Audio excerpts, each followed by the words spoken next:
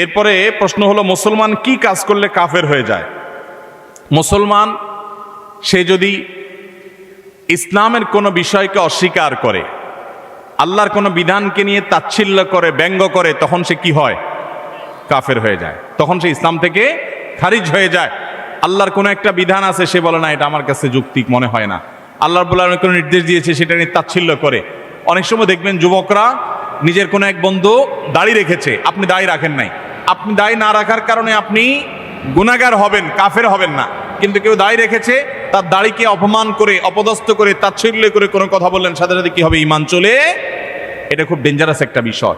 কেউ যদি মনে করে আল্লাহর বিধান এখন আর অচল, এখন অন্যটা সচল, তাহলে সে ইসলাম থেকে খারিজ হয়ে যাবে। ঈমান ভঙ্গের অনেকগুলো গুরুত্বপূর্ণ দিক আছে। আল্লাহর ইবাদত করতে হয়, সেজদা আল্লাহকে করতে হয়। কেউ গিয়ে কোনো মাজারে, কোনো পীরকে সেজদা করছে, সেও ইসলাম থেকে খারিজ হয়ে যাবে।